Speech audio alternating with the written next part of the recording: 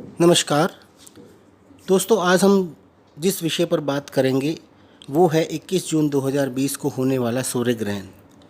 साथ ही हम यह भी जानेंगे कि कुंडली में जब भी ग्रहण दोष होता है तब उसका क्या प्रभाव पड़ता है और उसके लिए हमें क्या क्या उपाय करने चाहिए, और 21 जून 2020 को होने वाले सूर्य ग्रहण का सभी राशियों पर क्या प्रभाव पड़ेगा, साथ ही हमें उसके लिए क्या क्या उपाय करने चाहिए।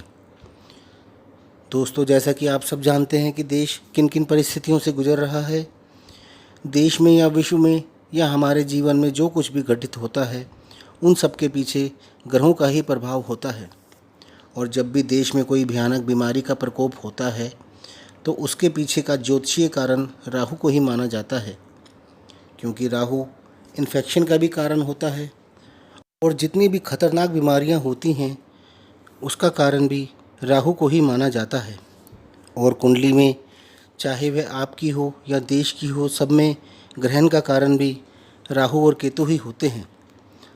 जब भी राहु सूर्य के साथ होता है या केतु सूर्य के साथ होता है तभी सूर्य को भी ग्रहण लगता है और जातक पितृदोष या ग्रहण दोष से ग्रसित हो जाता है।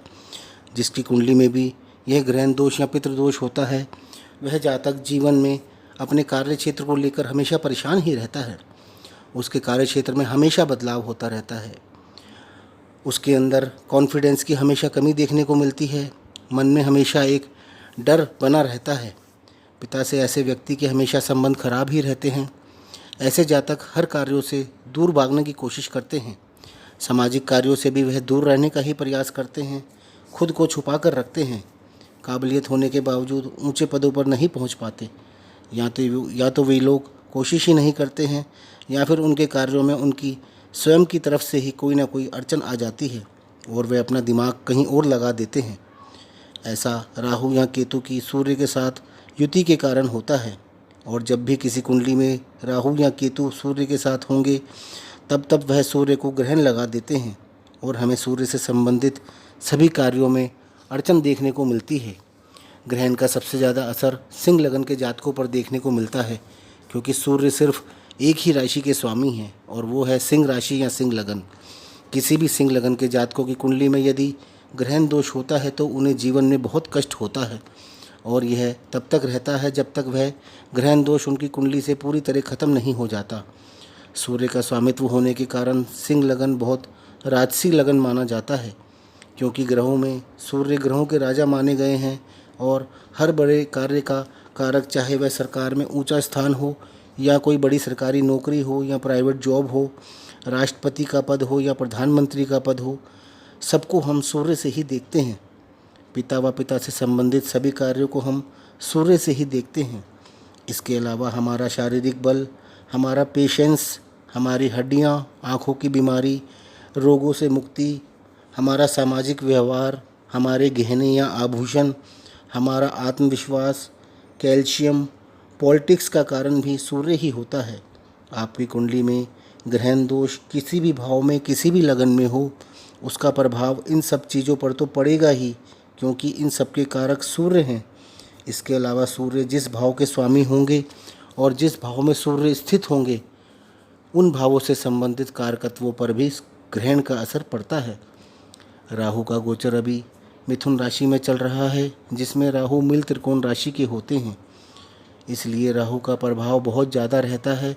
16 जून से सूर्य का गोचर भी मिथुन राशि में होने जा रहा है, जहाँ पर राहु के पहले से ही मौजूद होने के कारण राहु व सूर्य की युति हो जाएगी और ग्रहण की स्थिति बनेगी और यह पूरे 1 महीने 16 जुलाई तक बनी रहेगी, जब तक सूर्य का गोचर कर्क राशि में नहीं हो जाता। और 21 जून 2020 को कंकन सूर्य ग्रहण होगा, जिसे हम चूड़ामणि ग्रहण भी कहते हैं।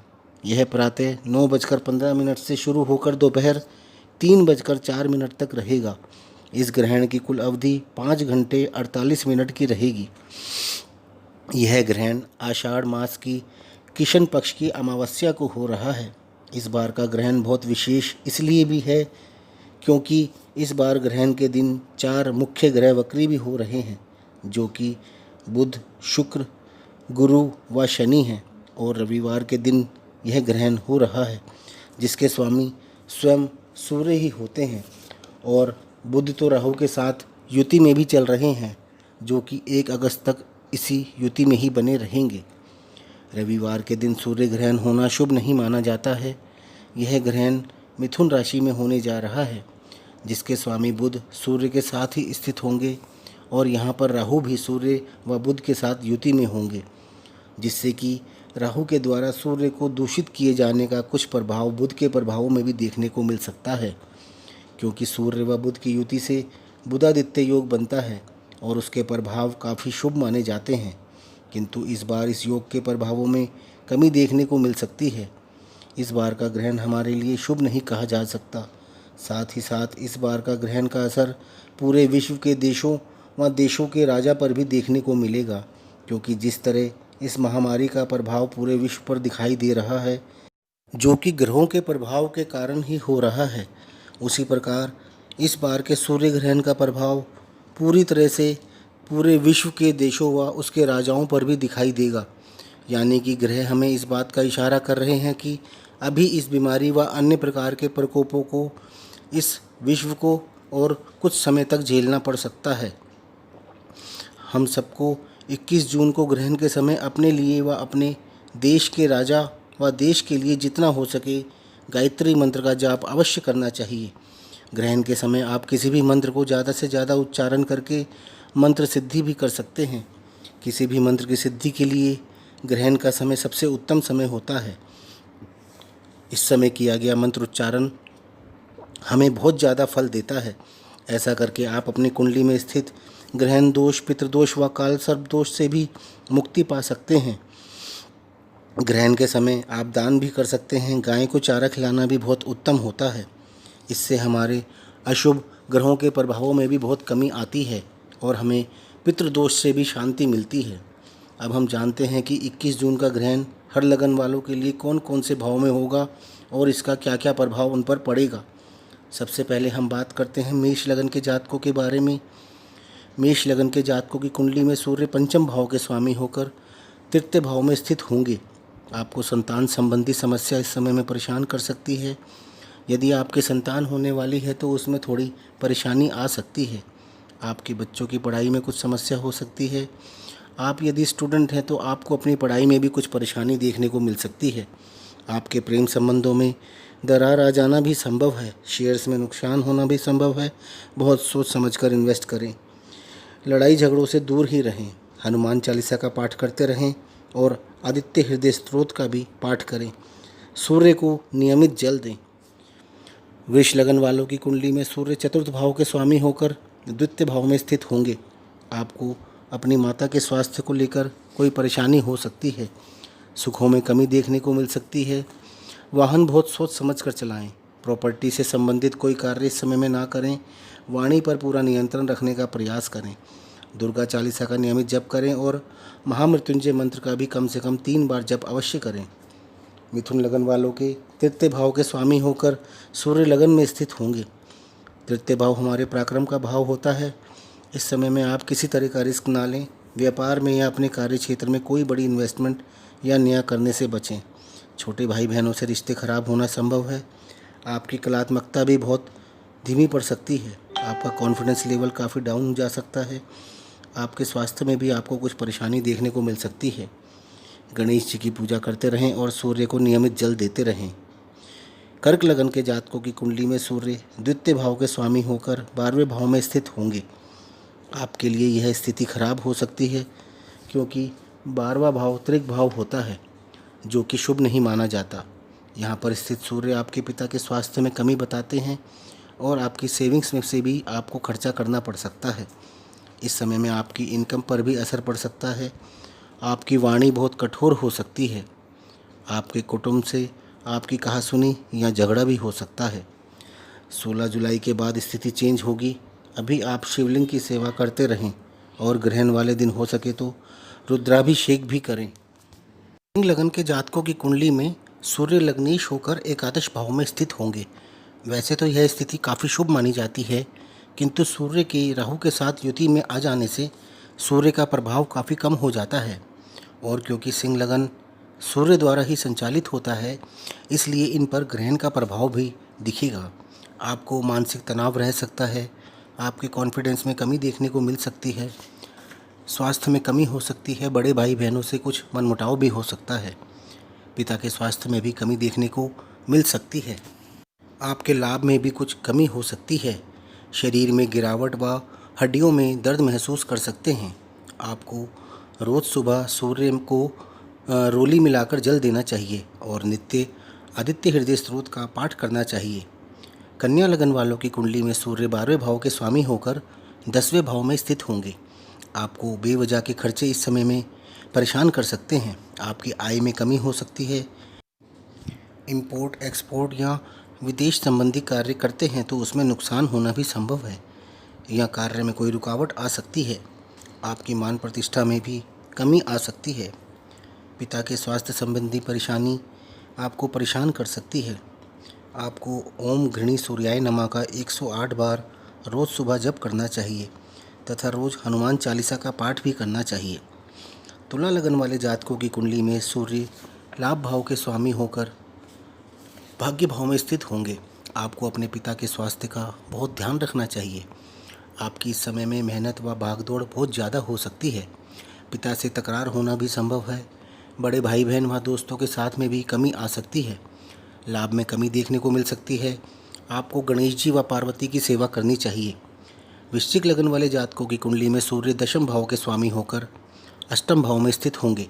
आपके मान सम्मान में इस समय कमी देखने को मिल सकती है। पिता से संबंधों में कुछ कमी हो सकती है।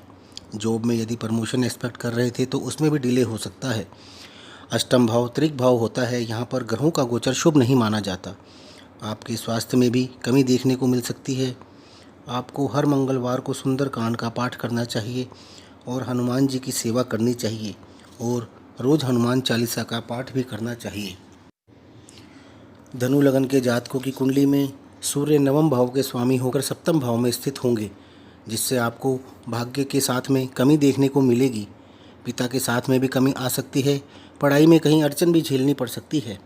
जीवन साथी की ईगो हाई हो सकती है, जो कि तकरार का कारण बन सकता है। बिजनेस पार्टनर भी कुछ भारी पड़ने की कोशिश कर सकता है। गायत्री मंत्र की एक माला का रोज़ जाप करें। 21 जून को जितना संभव हो उतनी माला करें। मकर लगन वालों की कुंडली में सूर्य 8वें भाव के स्वामी होकर 6ठे भाव में स्थित होंगे। यहाँ पर सरल योग का भी निर्माण हो रहा है। साथ ही राहु के लिए भी यह बहुत ही शुभ स्थान है। तो मकर लगन वालों जातकों के लिए तो यह मिला जुला समय रहने वाला है, क्योंकि सूर्य राहु की युति के कारण सूर्य को तो ग्रहण लगेगा ही और 8वें भाव के फल आपको अच्छे मिल सकते हैं, किंतु सूर्य के कारकत्वों में तो कमी देखने को मिल सकती है। आपको इस समय में अचानक से लाभ या हानि भी हो सकती है। स्वास्थ्य संबंधी समस्याएं हो सकती हैं, क्योंकि सूर्य आरोग्य के कारक हैं और 6ठे भाव में सूर्य का शुभ फल मिलना काफ़ी कम हो जाता है। सूर्य और भी कई चीज़ों के कारक है, जिसका हम पहले वर्णन कर चुके हैं। आपको गायत्री मंत्र का नित्य जाप करना चाहिए और शनि चालीसा भी करना चाहिए। कुंभ लगन के जातकों की कुंडली में सूर्य 7वें भाव के स्वामी होकर 5वें भाव में स्थित है। इस समय में आपकी लव मैरिज में या प्रेम संबंधों में कोई प्रॉब्लम आ सकती है। आपके जीवन साथी से आपका विवाद होना भी संभव है। पढ़ाई में अड़चन और संतान से विवाद होना भी संभव है। मानसिक तनाव भी रह सकता है। लाभ में भी कमी देखने को मिल सकती है। इसके अलावा यदि आपके संतान होने वाली है तो उसमें भी बहुत सावधानी रखना ज़रूरी है, क्योंकि आपको उसमें भी कोई समस्या हो सकती है।